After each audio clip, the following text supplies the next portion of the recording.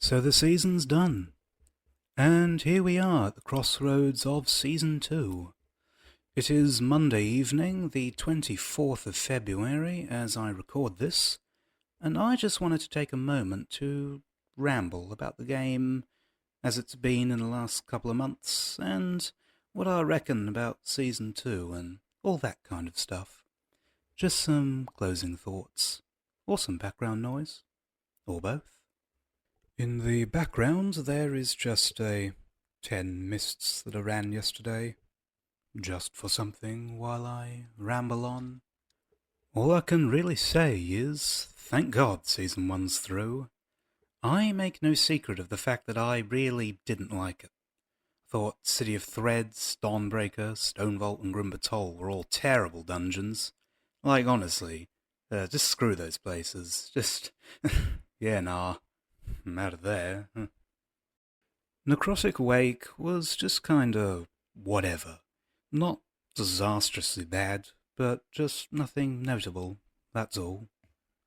Siege of Boralus is one that I know people for the majority absolutely despised back in the BFA days, and was kinda hit or miss this time as well. When it came to weekly 10 keys, Siege was like my go-to choice, with Mists as a close second.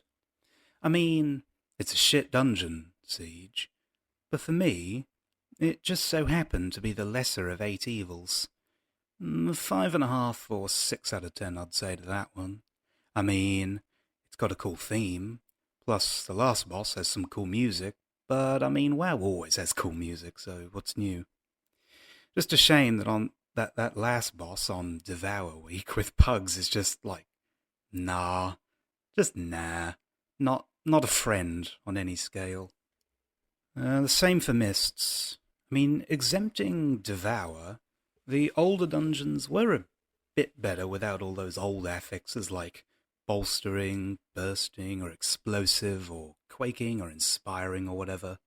But speaking of the new affixes, two of them were easy as pie to deal with. The other two were about as fun as gouging out your eyeballs. I don't care why Devour is in the game. Like, no one liked Afflicted back in Dragonflight. It wasn't hard to deal with, but it was just a nuisance that made you drop everything you're doing, like keeping the team alive, for instance, and go and deal with it. So Blizzard just basically took it and made it more annoying. Not harder, just more irritating. There's a key difference. Combo Devour with a boss with its own dispels, and a spec that doesn't have something like Revival or Master Spell, and you're just asking for trouble, honestly. I could harp on about how I feel about dispels in the game right now, but suffice it to say, I disliked how certain specs can only dispel certain types of debuffs. It just made comping even tighter than it already was. If no one in the team can decurse in a high enough Grim Batol, forget it, time is not happening. Same thing with poisons in City Threads, and so on. I have quite a few ideas as to how Blizzard could improve and modernize how dispels work, but those would take a while to explain. Maybe another time, but we'll see. Now, coming off of what I said earlier about comping, this brings me to my biggest pet peeve with Season 1. That being Challenger's Peril. Now, in order to explain how I feel about Challenger's Peril, you're going to need to bear with me because I'm about to take a huge tangent onto metacomping. It's like, have you ever seen the quote-unquote meta of a season, which in itself is a flawed concept, but whatever, so tight? Actually, yes, but the point is, Blizzard has this huge 20-year-old game, and the franchise has been around longer than that. It's this cultural phenomenon that's been so entrenched in gaming for all that time, and yet they can't balance it. Now, I know that WoW's min-max culture is largely player-created, but that doesn't mean the devs have had no part in it. For tanking, if I had a penny for every protection paladin, nay, dwarf protection paladin I'd seen in the LFG, I'd be pretty damn rich. Healing, same thing for Discipline Priest, or for that matter, Night Elf Discipline Priest. I could point to a whole bunch of other specs at various points in time throughout Mythic Plus's history, but the point of all this is, the way they designed the dungeons this season actively encouraged this meta-comping and exclusion and all these kind of things. Because of how the mentalities of the really top end trickle down, which certainly was made worse by a factor of about 1,000 by crap like Challenger's Peril, to like vault keys, right? You end up with this nasty system of people thinking they have to metacomp just to get their weekly level 10 keys done. Personally, I think that's idiotic, but that doesn't really matter when A, it's so widespread, B, Challenger's Peril and the encounter design of the dungeons creates this systemic illusion of necessity of the metacomp, and C, variety of gameplay is just out the window because of all this. Just think about it. Think about people who play their class because they love and enjoy it. Like, poor old brewmasters and holy priests are actively being punished for playing what they enjoy playing, for totally arbitrary reasons. Or even Preservation Evoker. Because Org is the most busted thing under the sun, Pugs basically won't allow you at all to play Preservation these days, because the moment you step into that group, I'd bet $5 the first thing they'll say to you is, "Can you play Org?" That is where the spec lives and dies at the moment, not through any fault of its own, but purely because of this stupid meta. Now, do not misunderstand it. You can do really high-level keys on those sort of specs like Brewmaster or Holy Priest, if you want. But that's not at all what I'm getting at. My point is, regardless of skill level, you're at an unfair disadvantage for playing those specs. And all of this leads back to spending ages in the LFG, waiting at least half an hour, or 40 minutes usually, just for the group to form and get underway. It just drives me mad, honestly. So I played a quote-unquote meta healer this season in the form of Discipline Priest, because it's my go-to spec since Shadowlands. I like the spec, I like the way it plays, and I know it pretty well. But I gotta say, I felt like such a scumbag playing it here. Probably just me, but a lot of times when I got invited to a group on my Discipline Priest, I just felt like, potentially, there's a druid, or paladin, or H-priest, or whatever, who are now back to square one, who may very well be a more capable healer than I. But I got in, and snatched that spot from them purely because Disc is just the busted, S-tier, fodder thing that everyone and their grandma plays, and 99.999% of the time, they're the default choice. The thing about this is, I remember September. I remember those first 2 or 3 weeks of the season before the atonement buffs, when nothing, and I mean nothing, could compete with Resto Shaman at all. I remember being declined in favour of Shamans left, right and centre back then, and so I feel just like a huge hypocrite playing Discipline now. I really wish Blizzard would overhaul whatever protocol they use for tuning and balancing the specs. Because the best case scenario would be if all 7 healing specs could make a strong case for themselves. And the best way of getting there would be to not batter Disc into the ground, but rather bring all the others up to the same level. Just, why not?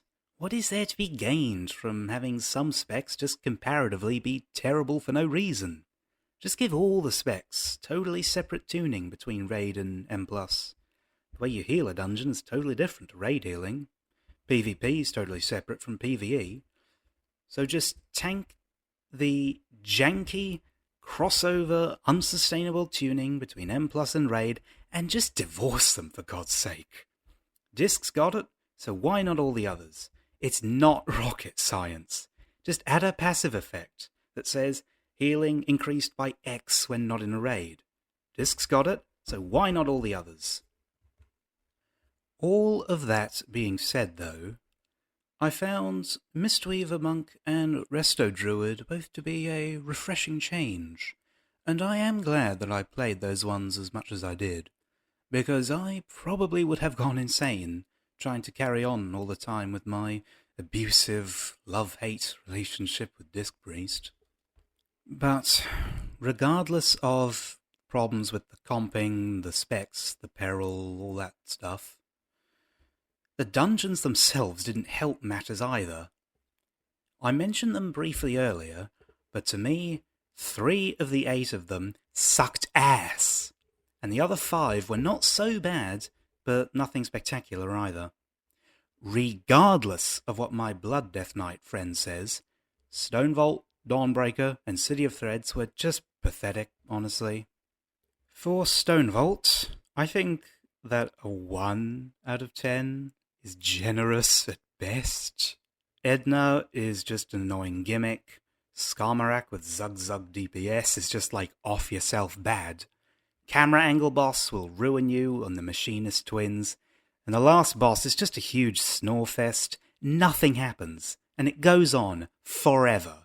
And gameplay aside, the place just looks fucking boring. You have these bland, lame-ass enemies, grey and brown halls, all identical halls, a little bit of lava every once in a while. There's more visual variety on a bucket than this. Sorry, I did just need to vent a bit about SV. I've made my stance on Dawnbreaker clear before. I really don't understand why people like it. It's just so full of stupid bugs that are still in the game that a Blizz apparently just couldn't be bothered to fix.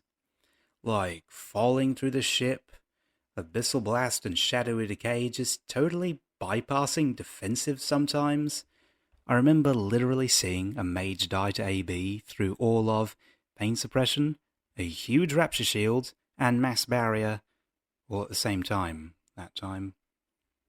The Emissary Affix flying off into nowhere from the ship, walking onto the ship, see a theme yet? At the beginning, there's an invisible wall that blocks line of sight trying to step onto the ship. Ah, that stupid ship! Oh my god, that dumb ship. The SS Bugmobile or some crap, I don't know.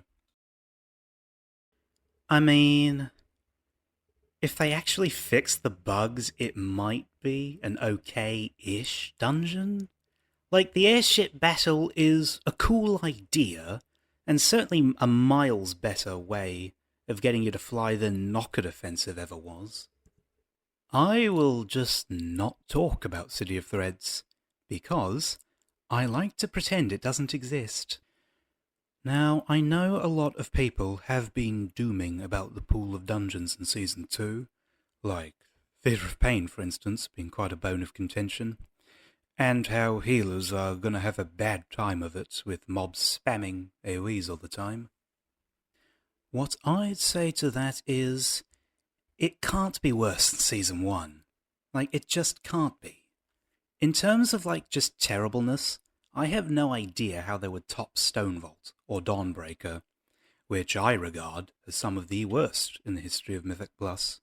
And that's saying something if you factor in some of the really infamously bad picks from Legion or BFA or whatever. Like, honest to God, I'd rather have Shrine of the Storm with Quaking back than set foot in Dawnbreaker again.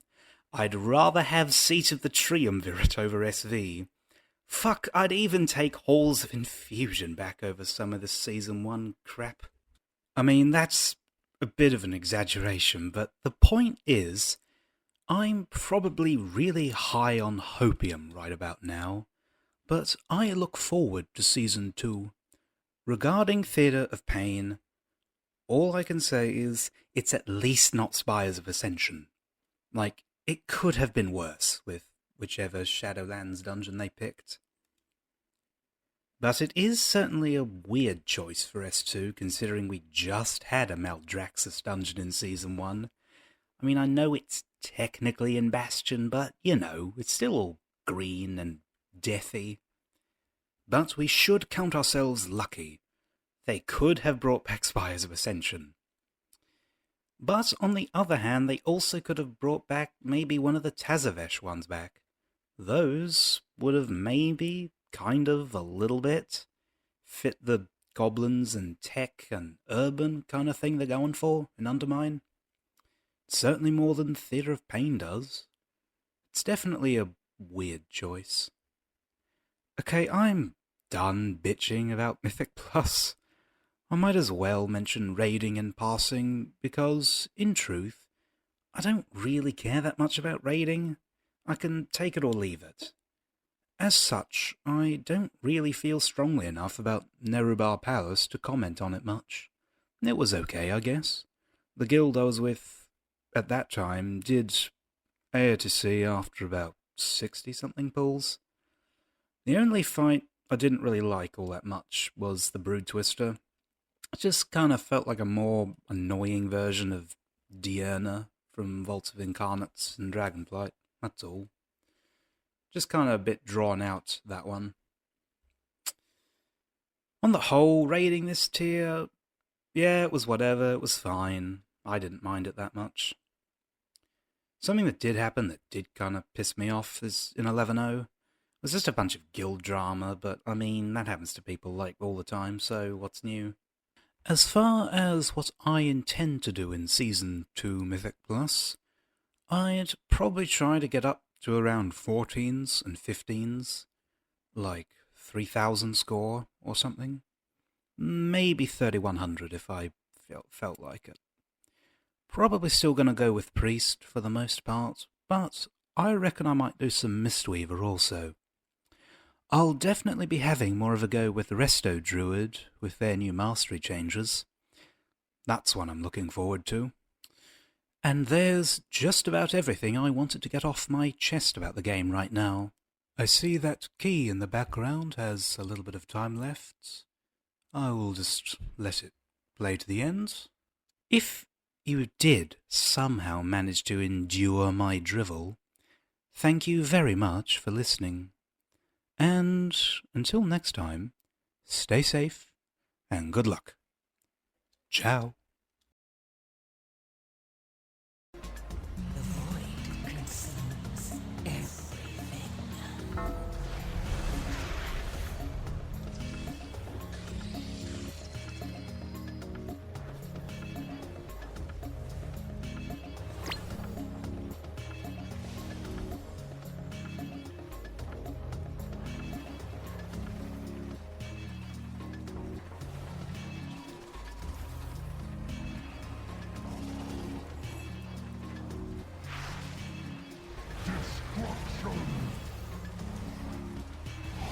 Step.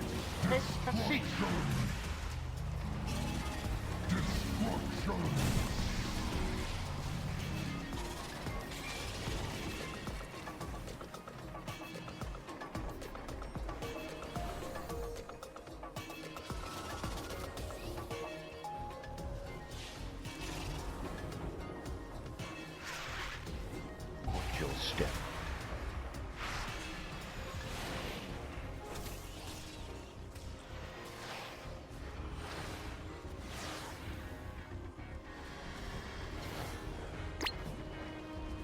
Watch your step. Range 5.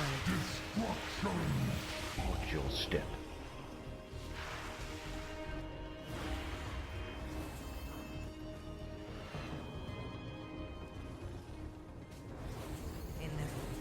Watch your step. Range 5. Watch your step.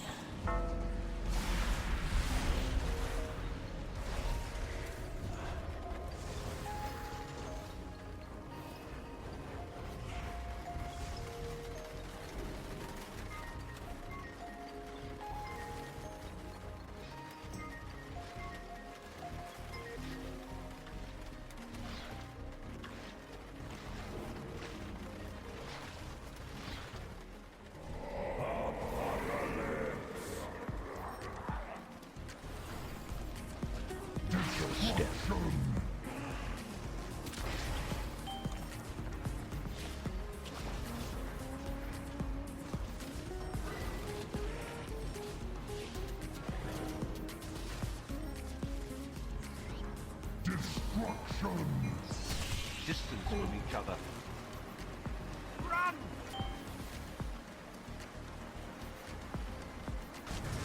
Watch your step.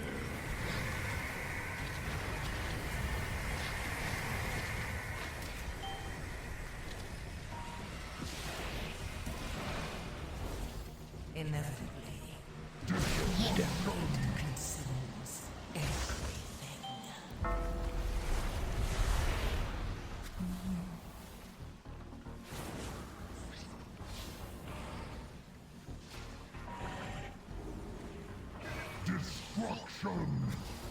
Distance from each other.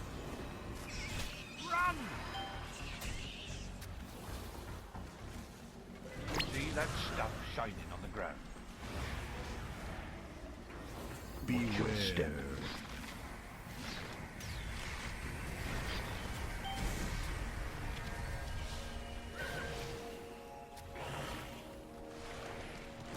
Watch your step.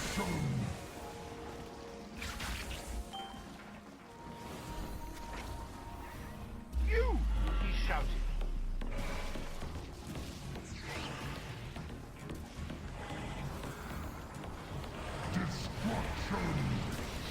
Distance from each other. Run!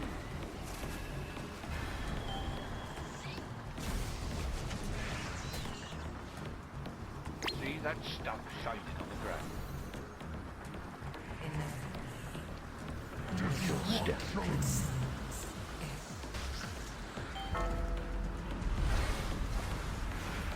You! He shouted. See that stuff shining on the ground? Distance from each other.